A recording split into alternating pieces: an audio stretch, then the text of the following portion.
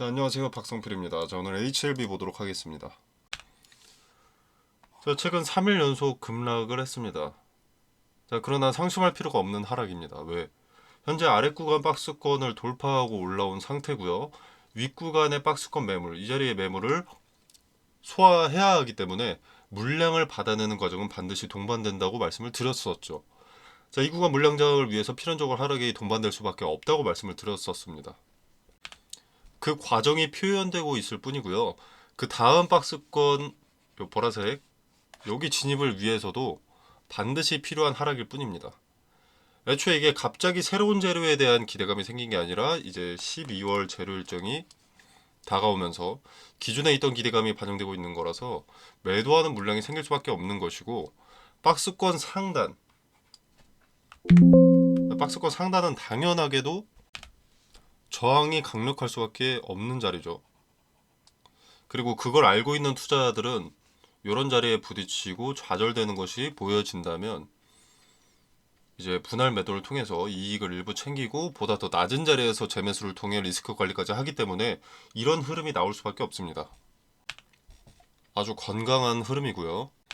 자, 그래서 제가 낮은 구간이더라도 기대감이 반영될 시점이라고 하더라도 분할 매수, 분할 매도를 강조하는 겁니다. 자, 아무튼 박스권 상단과 장기 이평선, 요 박스권 상단과 장기 이평선 회색의 선 241선입니다. 자, 요것이 수렴된 자리에서 첫 급등날부터 저항을 받았습니다. 이 자리에서 매도 물량과 대기 매도 물량도 많다는 것을 목격한 투자자들이 매도한 것이고, 누가 봐도 의미가 큰 자리에서 매도세가 커졌기 때문에 이걸 지켜보고 있던 투자자들의 대응이 동반된 것 뿐이라는 거죠. 그리고 이 물량을 주가를 주도하는 주체가 받아 먹어야 매물이 소화가 되는 겁니다. 근데 얘네가 여기서 높은 자리에서 굳이 사줄 필요 없죠. 매도 물량이 쌓이면 자연히 주가는 하락하고 조금씩 아래 자리에서 먹으면 되기 때문에 이렇게 내려오는 겁니다. 자, 이렇게 매물을 소화하는 이유는 추후 다시 기대감이 반영될 때 주도 주체가 매물을 장악하고 있음으로써 상승에 방해가 될 요소를 미리 없애놨기 때문에 그 다음 박스권으로 진입하는 것이 수월해지는 거죠. 천장의 벽을 허물어 놨기 때문에 이 물량을 이제 주도 주체인 세력이 갖고 있기 때문에. 자, 밑에 작은 박스권을 보면 여기도 마찬가지입니다. 자, 박스권 돌파 시도가 수차례 있었으나 좌절된 흔적들이 보이죠.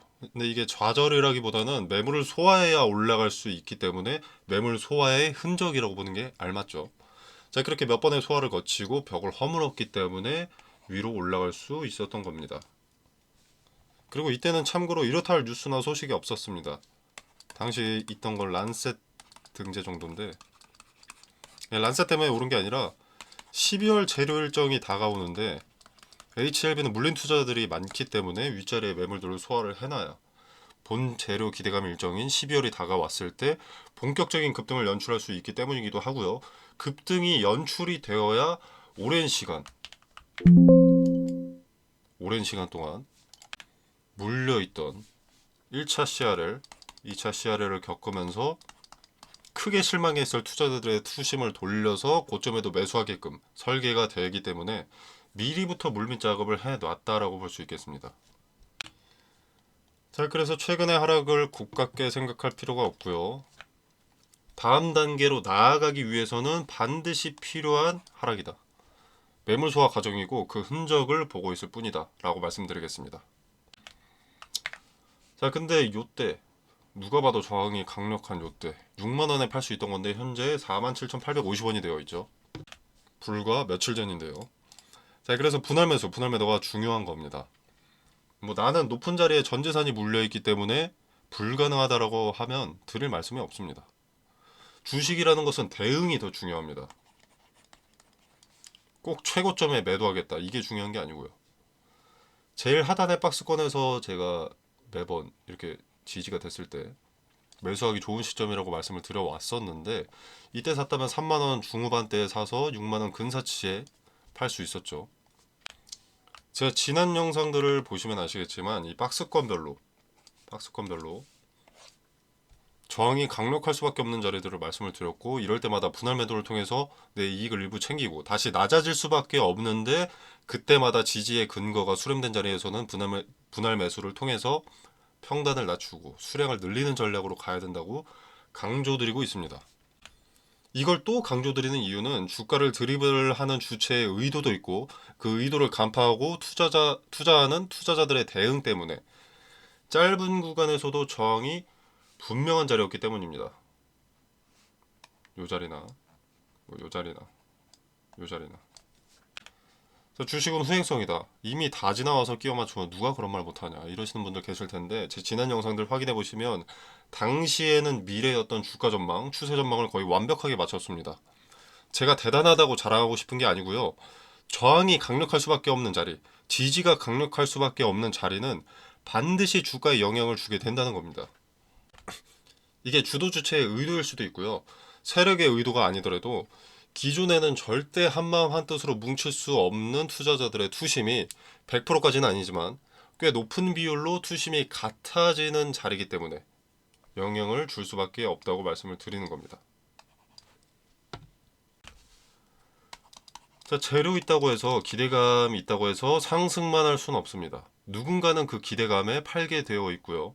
매도세가 짙어지면서 하락이 나오면 다수의 투자자들은 그 흐름을 쫓아가게 되어 있습니다. 그걸 이용해서 주가를 만드는 게 세력이고요. HLB도 저는 승인의 가능성이 상당히 높아졌다고 생각을 하지만, 기대감만 이용해야 된다고 강조드리는 것이, HLB 기업 자체의 신뢰도 문제도 있고요. 물린 투자자가 상당히 많았던 만큼, 지금 대부분의 투자자가 물려있죠. 물린 투자자가 많았던 만큼, 뒤통수를 당했던 투자자가 많았던 만큼 본전이 오면 팔아치울 투자자가 많습니다. 이게 주가라는 게 고점에 지속적인 매수가 들어와야 두산 에너빌리티 마냥 세력들이 고점에도 엑시트를 안 하는데, 개인적인 사견이긴 하지만 저는 HLB가 승인 발표가 나고 매수세가 몰리면 단 며칠 만에 폭락할 거라고 생각합니다. HLB는 세력도 오래 물렸거든요. 자, 그래서 네, 기대감만 이용하는 것이 좋다고 생각합니다. 자, 그리고 이것도 계속 강조드리는 부분인데, 자, 기대감이라는 것은 그 기대감이 존재하는 시점에 한 번에 반영이 됩니다. 주가에. 그리고 1의 소모성입니다. 그런데 승인 나가지고 실제 재료는 이제 매출에 따라서 실적 발표 시즌에 따라 한 번씩 반영되는 거라서, 실적 발표 시즌까지 기간이 좀 남았다면 그땐 조정으로 들어가고, 실적 발표 시즌 직전에 급등 한번 하고, 이런 식으로 시간을 연 단위로 두고 가치가 상승하게 될 거거든요. 그렇기 때문에 계속 들고 갈 투자자가 그렇게 많지 않을 겁니다. 자, 여러분이 생각을 해보면 기대감은 1의 소모성이긴 하지만 한 번에 반영된다. 한 차례 어느 한 시점에 기대감이 이렇게 주가가 오르는 게 한 번에 반영된다. 근데 매출은 연 단위로 실적 시즌 발표마다 찔끔찔끔씩 반영이 된다 하면 어떤 거에 투자하시겠습니까? 이 둘 중에서 대부분이 이걸 고를 겁니다. 그래서 기대감이 소멸하고 나면, 1의 소모성인 기대감이 소멸하고 나면 엑시트할 투자자들이 상당히 많다는 거죠. 근데 주식을 잘 모르시는 분들은 이 두 가지 토끼를 다 잡으려고 하십니다. 두 가지는 절대 공존할 수가 없는데, 실적 발표 전에 조정을 받은 상태에서 이 기업의 매출에 따라서, 예측 매출치에 따라서 이 재매수를 하는 투자자들은 있을 수 있어도 가만히 무대응으로 들고 갈 투자자들은 많지 않다는 겁니다. 자, 그리고 이건 세력도 마찬가지죠. 왜냐면 얘네는 기본적으로 고점에 팔아치워야 됩니다. 근데 얘네는 과거부터 주가를 드립을 하기 위해서 물량을 장악을 하고 받아내면서 소화를 했기 때문에 물량은 당연히 많죠. 고점에 그 많은 물량을 팔아치우려면 고점임에도 불구하고 매수세가 많아야 됩니다. 고점임에도 불구하고 매수세가 많으려면 뭐가 필요할까요? 급등이 필요하죠. 근데 이 급등은 기대감이 더 높게 가져갈까요? 아니면은 실적 시즌마다 반짝하는 매출이 더 많은 급등을 보여줄까요? 한 차례에 반영되는 기대감이 압도적이죠. 그게 기대감이 한 번에 반영되는 시점 11월 12월 기대감대라는 거죠. 실적 발표 때 모든 물량을 엑시트할 만큼 매수세가 들어오기 쉽지 않습니다. HLB의 모든 데이터는 기대감에 그려진 데이터입니다. 그들이 고점에 엑시트하면 당연하게도 주가는 급격한 가격 조정이 찾아오는 거죠. 그렇게 주가가 흘러내리면 이제 밑에서 새로운 세력이 매집을 시작하게 되고 그게 손바뀜입니다. 자, 알테오젠을 상상하면서 무대용으로 있을 수 있는데 알테오젠은 머크라는 글로벌 대형 제약사와의 계약으로 매년 로열티 최소 3, 4천억을 가져가고요. 최소입니다. 그리고 수령할 마일스톤 이 금액이 1조 3천억. 뭐 이런 계약이 있기 때문이기도 하고요. 그리고 기존의 항암제가 30분 정도 걸리는 정맥 주사인데 이걸 1분 피하 주사로 전환시키고 있는 게 알테오젠의 기술입니다. 전 세계 빅파마들이 피하 주사로 제형을 변경하는 중이기 때문에 폭등을 하는 겁니다. 리보세라닌 플러스 캄렐리주마 간암 치료제가 간암 시장에서 좋다고 한들 SC 그러니까 제형 변경 정맥 주사 30분 정맥 주사에서 1분 피하 주사로 이렇게 제형 변경에 비교될 수가 없습니다. 리보세라닌 캄렐리주마의 간암 치료제가 얼마나 뛰어나다고 한들 핸드폰으로 비유를 하자면 HLB는 어플 하나를 만드는 건데 알테오젠은 이미 삼성과 계약했고 애플마저도 주목하는 신기술을 만들었다라고 보면 되는 거죠. 그래서 알테오젠에 빗대서 꿈꾸는 건 좋지 않습니다. 스스로 리스크를 극대화하기 위해서 노력하는 꼴입니다. 그리고 제약바이오 섹터는 섹터지만 분야가 완전히 다릅니다. 스스로 눈 찔러서 눈 멀게 하는 꼴이기 때문에 알테오젠은 비교 대상이 아니라는 걸 인지하시길 바라겠습니다. 자, 아무튼 지금은 물량 소화 과정 중에 나타나는 하락일 뿐이고요. 지금 진입해 있는 이 박스권 내에서도 의미 있는 자리들이 너무나 명확하죠. 앞으로의 주가 추이를 보고 나면 우리가 어떤 대응을 해야 할지 윤곽이 잡힙니다.